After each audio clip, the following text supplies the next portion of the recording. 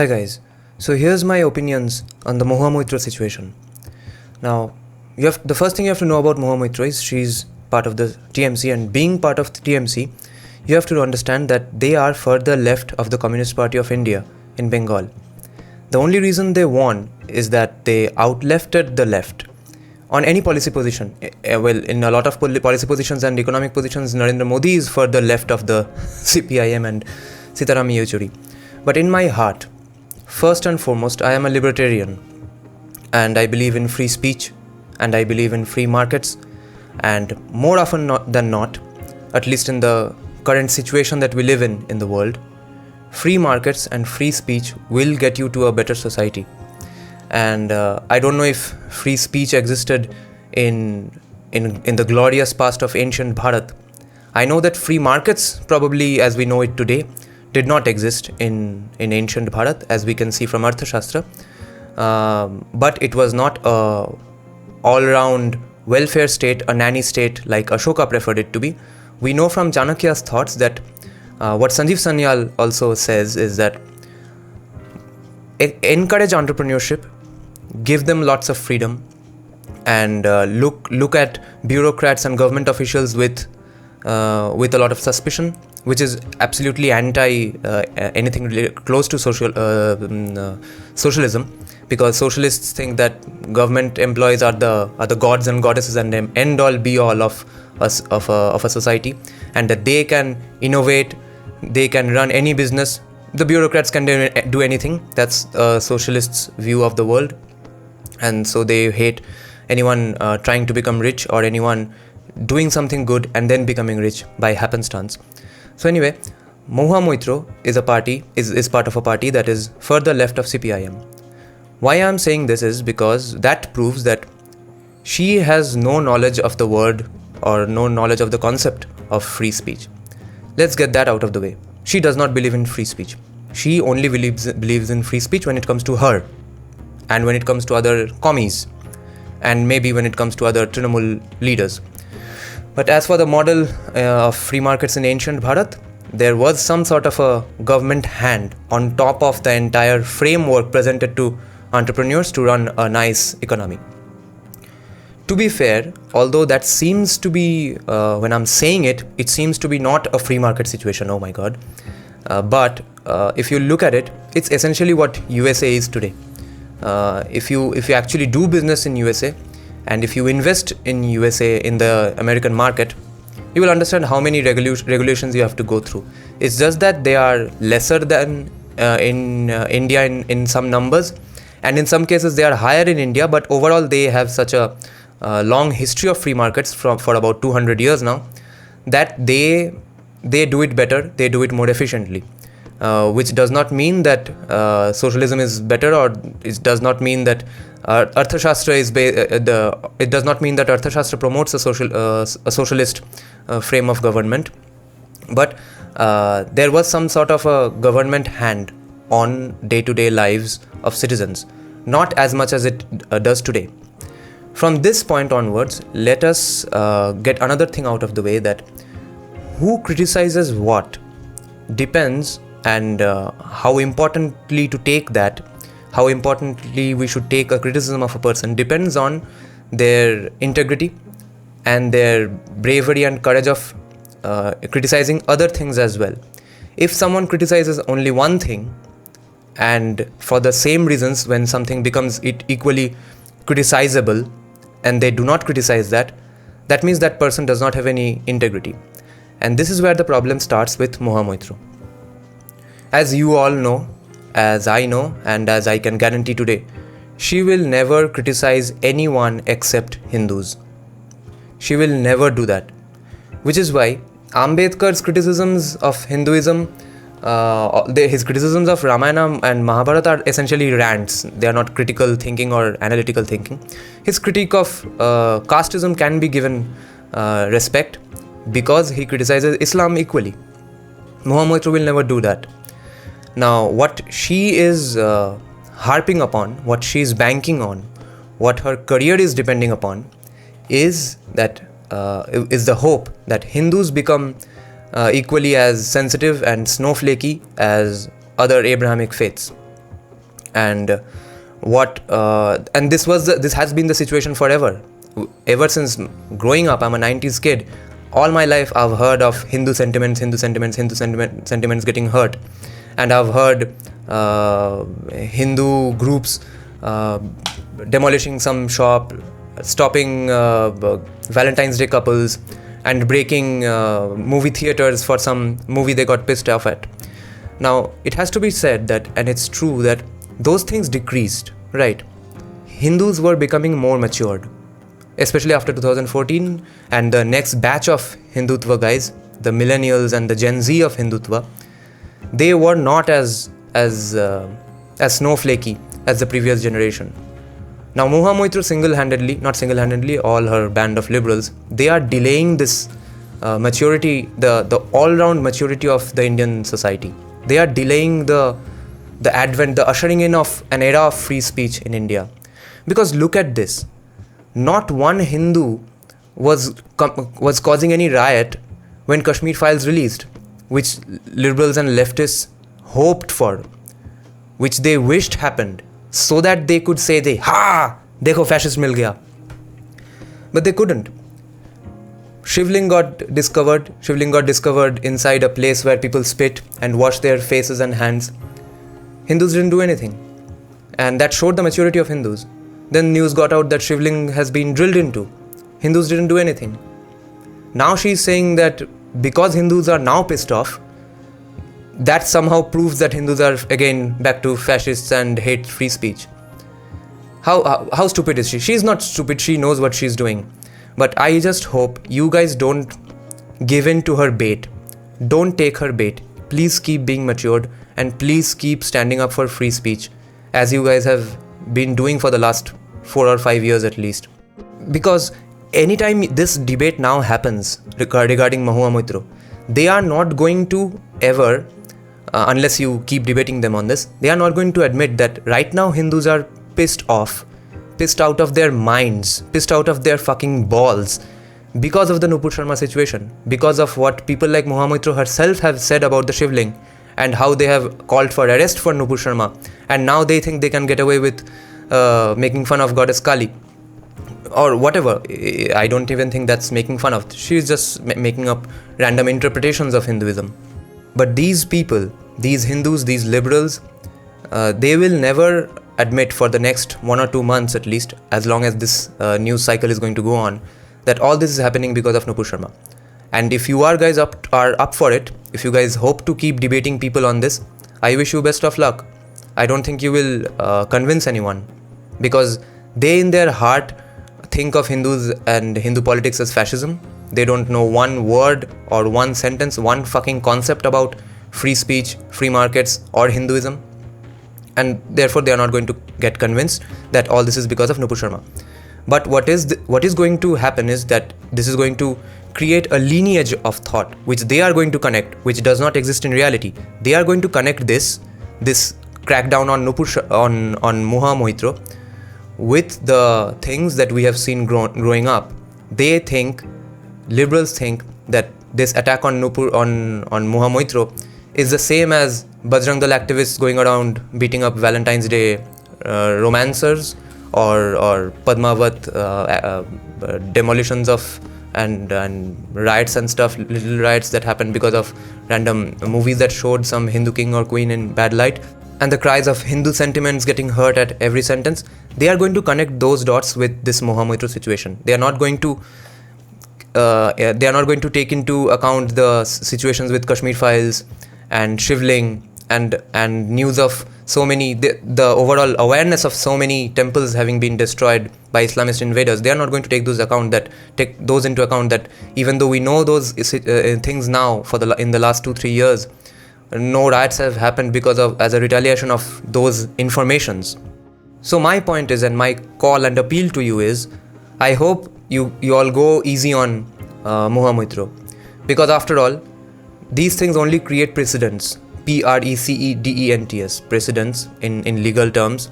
And the next time again a situation like Nupur Sharma happens, they get to say that yes, and so what, because you guys cracked down on Mahua Moitra the same. So I think you guys should take a hard stand on free speech. Do not take the bait. Support Mahua Moitra's right to free speech, even though we don't actually have such a right. Create it. Create it from the ground up. Create a true free speech scenario where your sentiments don't get hurt, and even if they do get hurt her sentiments. Insult her with words. Insult Mamata Banerjee, insult Trinamool Congress, insult her beliefs, insult her policy positions. Check out what she has voted on and what she has voted against in the parliament. Make fun of those things. Destroy her intellectual career and her stupid comments, but counter those things with more comments and not legal action, because these will come back again to us in a few months, and this circle will go on, and we will never get to a spot of true free speech. And I know I am like you guys pissed off with Mahua Moitra for being selectively critical of Hinduism. She's not even knowledgeable enough to criticize Hinduism. She is just coming up with random facts, random claims. But when a Nupur Sharma incident happens, remember that we will have lesser ground to stand on if we harp so strongly on Mahua Moitra. Now, one reason why all these gets conflated with the phrase Hindu sentiments is because how loosely we throw around that phrase by a lot of unassuming Hindu activists and Hindu people who debate things on social media. They don't fully grasp the concept of Hindu sentiment and how weak that sounds. And even a lot of mainstream Hindu politicians, Hindutva politicians from BJP and RSS. RSS cannot be called a political party, but anyway, they keep using this phrase called Hindu sentiments, whereas what they're discussing at that point, at that moment when they are bringing up the concept of Hindu sentiments, is Hindu rights. So the problem is they talk about Hindu rights, but they use the word Hindu sentiments. So sentiment is a very weak concept. Just because your sentiment got hurt because of what I said, that's not my problem. If it's a religious sentiment hurt, then that is some sort of a legal problem, that too in India, but not conceptually or not morally or ethically, right? Otherwise, what is the difference between people getting pissed off at Nupur Sharma and people getting pissed off at Mahua Moitra? The very difference between these two groups of people is that our sentiments don't get hurt so easily. At least they are not supposed to be hurt so easily, because it's just a sentiment, and what you are hearing are just words. And the response to any bad speech is more speech. The response to bad speech is more speech. If someone criticizes you, criticize them back. If someone criticizes your religion, you criticize their religion back. That is the ideal situation, but since we can't do that in India, when a politician hurts your religious sentiments, you hurt the politician's politics. Now, in this context, let me also bring up how laws were made in ancient India. What is the Indic, what is the true Bharatiya idea of laws, which is absolutely opposite from the Western concept. In the Western concept, laws are something that the rulers of the day, the heads of state, discuss and come up with one fine morning, and they top down, thrust it down on their citizens. So maybe from tomorrow they say you can't smoke a cigarette and you have to follow that. And that may have its benefits, that may have its disadvantages, but that is how laws are created in the West. And that is how we make laws today in India. But what used to happen is that the rulers or the Brahmins who were the advisors to kings, like people like Chanakya, they were keen observers of society. They observed what was anyway going on in society, and they codified those things into laws. Let's say I'm a guy who wears black t-shirt for my podcast every day, and maybe 60 other guys do that as well, and 60 out of 70 guys wear a black t-shirt on their podcast. In such a situation, and they see that the podcast scenario is going very well, in such a situation, Vishnugupta Chanakya will make a law that podcasters should wear black t-shirt. Now, that can be called bad and wrong in a sense, because the argument, the libertarian argument to that would be, why bother making a law on this? If they are if they are putting on a black t-shirt and doing a good podcast on their own, let them do it. Why do you need to get in and make a law out of it? But Chanakya's argument would be in this situation that I am only ensuring that such good podcasts keep happening. And who knows, maybe they are happening because of the black t-shirt or the specific chair I'm sitting on or the specific mic I'm sitting on. And all these would be made into laws that you have to wear a black t-shirt, sit on a black chair and speak on this mic. So that can be wrong from the libertarian perspective, but there is an argument from Chanakya's or the Indic perspective as well, that I'm merely ensuring that things go on as smoothly as they are right now.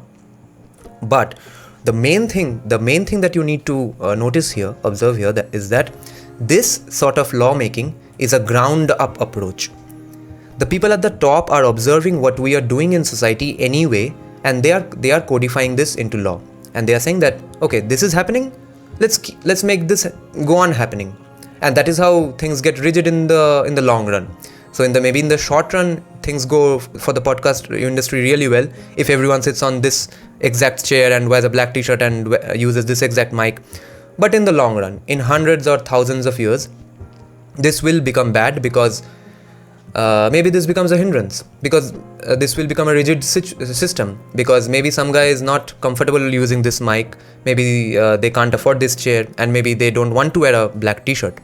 That's how people won't be allowed to do podcasts, and that is how podcasting industry will go down if we keep following such laws. But for thousands or hundreds of years at least, that scenario will go on pretty well. And my suspicion is that is how the caste system also got rigid. Now, why am I saying all this in the context of Mahua Moitra, is that we don't have free speech laws in India right now. We have the clause that you can't hurt someone's religious sentiments. But Hindus know very well that they have stuck by this law only as a response. They don't give a shit about Hindu sentiments otherwise, and they should not give a shit about Hindu sentiments. It's their sentiments, remember? Hindu sentiments mean the sentiment of the Hindu person, not the gods and goddesses. And if you hear them carefully, the people on the opposite side, they are not saying it's their sentiments that's getting hurt. They are saying that the insult Nupur Sharma has done is towards their god himself. We are saying that we are getting hurt, which is kind of a lame thing to say. And therefore, we should create a ground level situation where we tell the people at the top, where we give off the vibe, where we pass off the vibe that we do not care about our sentiments getting hurt. If our sentiments are hurt, we will hurt the people back verbally with more words. We don't need these laws. So, in the ground level situation, let's create this scenario of true free speech that creates huge benefits for society. You won't understand imagine if true free speech existed, how long back we could have succeeded. So many good people have been silenced, and not even just legally. If a society has the overall vibe of a true free speech, everyone's opinions get heard, not hurt. Even if it's get hurt, yeah, that's great as well. The first person that comes to my mind is Sitaram Goel. Can you imagine if Sitaram Goel had a YouTube channel? Can you imagine if people had read his books when they released in the 80s and 90s as they are being read today? Can you imagine the 10-20 year advancement we could have done in those years? And what beautiful critique he has done of Nehru's economic policies. Most Indian Hindutva right-wingers are economically still socialists. Narendra Modi is communist as fuck in some situations. And whatever good capitalism-oriented policies he does bring in, he takes them back. I'm pretty hopeful of the Agniveer so far. But anyway, so people like Sitaram Goel are just some examples. But the overall society can be hugely better if everyone gets to speak their mind. Because remember, sunlight is the best disinfectant. When the light falls on dumb people and stupid people and bad people because they open their mouths so much, it only proves, it exposes themselves to the rest of the society that, look, this guy has the right to free speech, and look what shit that guy is saying. Like Mahua Moitra herself. She has exposed, I know that she doesn't know anything. Because she has the right to free speech. Imagine if she didn't even have this much right to free speech. We wouldn't even know that she's dumb. So, please stand by free speech so that we get to know who is dumb and who is not. And so that we get to know who is pro-India and who is not. We don't have to take action against somebody. We don't have to send anyone to jail just because they hurt your sentiments. They should only go to jail if they have caused violence. Like Zubair. I don't think Zubair comes into free speech. He has doxed. He has actually called for violence against Nupur Sharma. He deserves to be in jail. Mahua Moitra doesn't deserve to be in jail. Nupur Sharma doesn't deserve to be in jail. Yeah. Well, legally speaking, maybe. I don't know the exact law on blasphemy. But conceptually speaking, morally speaking, from the point of free speech and hopefully a future freer India where the markets are free and speech is free, Mahua Moitra does not deserve to go to jail, not for this. And as for the movie itself, now I hope I don't lose too many subscribers over this. I'm a new channel and I have very few subscribers so far, and you guys have been hugely supportive. But the movie name and the poster itself, that is the start of all this controversy, that hasn't offended me. That hasn't hurt my sentiments, because what I notice in the poster is that seems to be some sort of a Bahurupiya. And I don't know what you guys call it outside Bengal. In Bengali, that sort of person who dresses up as different gods and goddesses is called a Bahurupi. I don't know what they are called in Hindi or other languages. So as for from the poster, it seemed to me, I don't know if the director has given some sort of clarification, but it seems to me that it's a Bahurupiya who is dressed up as goddess Kaali, and at the end of the day of being Bahurupiya and dancing around and showing herself off as a goddess, she's lighting up a smoke. So as far as a film goes, a story goes, can a person who is playing the role of Bahurupiya in the hot summer day of India, does not such a person have the right to light a cigarette? What if that scene was shown in the movie itself? Would you be equally pissed then? Wouldn't you know that? Wouldn't you understand that this is just part of the story of a Bahurupiya? That's what I've got from the poster so far. Because the poster depicts the situation that will happen in the movie anyway. A Bahurupiya smoking after a hard day's work. Why should that hurt your sentiments? I know your sentiments are hurt because you're pissed off about Nupur Sharma. I know you are pissed off because none of these people spoke out against against the doxing of Nupur Sharma. All of these people, I know, all these people would happily dance on their feet if Nupur Sharma went to jail, and they might even be happy if Nupur Sharma was dead. But don't put yourself in their shoes. Think of the future, that this thing will be set in precedent and these things will be said about us again. When such an incident as Nupur Sharma happens, they will say that you guys also called for Mahua Moitra's arrest. Don't give them the chance to say that. Stand by free speech now. Because great things are happening for us. Not as much as we would like, but you have to admit that after 70 years, after even the last 5-6 years, many good things are happening now. A lot of good things got taken away from us again in the last few weeks. A lot of Hindu-Muslim reconciliation got delayed because BJP didn't stick by Nupur Sharma, because all levels of society and government gave up on Nupur Sharma. But those things can be avoided, and so take into account that good things are happening. Take into account that our time will again come when we have to save someone from our own side on these speech issues. And remember that free speech is always better for society. So at least wait for the movie to release and see if Goddess Kaali has actually been depicted as some sort of a bad person, and then give your verdict. And even then, do not go demolishing movie theaters that play the movie. Let them see how tolerant we are, how accepting we are. I know that the Shivling situation and the Kashmir file situation should have shown them, but since they need more convincing, let us convince them. Why shouldn't we convince them? Let us show them that no matter how much you pretend that you don't know Hindus are different from other people, we will show you that we are tolerant and that our sentiments don't actually get hurt with such weak things, nor do our gods and goddesses feel hurt with such things by far.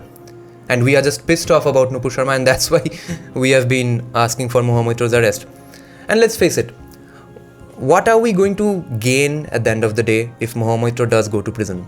do you think she's going to go to jail and do chakki piecing? We know we are doing this just to harass her a little bit, to show her that, see, you didn't stand up for Nupur Sharma, that's why we are doing it. We know that, Mahua Moitra knows that, Mamata Banerjee knows that. And when she gets out of all this, when she gets out of this fiasco, she's going to do it again. If not she, someone else from her party will do it again, because that's how leftists think. So this is an endless barrage of crass humor against Hindu gods. And that I'm saying that about Mahua Moitra, not the movie itself. On the movie, I don't have any problem, because that to me, I realized that I understood that that's Bahurupia who is smoking up after the end of the day. But as for us, since we have actually nothing to gain from Mahua Moitra's arrest, I think we should instead take this opportunity to be absolutely pro free speech and be free speech absolutists. No matter what the case, you have to claim that speech is just speech, and we will respond to speech with speech, and make sure the other side also does that, because when we have set the precedent, we will have a better argument that, see, what I said to you was just speech, so now don't come chopping off my head. And the law and order has to go become better and stuff. The party in power has to be strong enough and all that. We know all that stuff, but a starting point is being free speech absolutist no matter what, from both sides. Even leftists know this, that if they go on being selective about free speech issues, even they will never have free speech. And so should we know that if we keep being selective, and now if we don't support Mahua Moitra's right to free speech, we will also never have free speech. So please be free speech absolutists.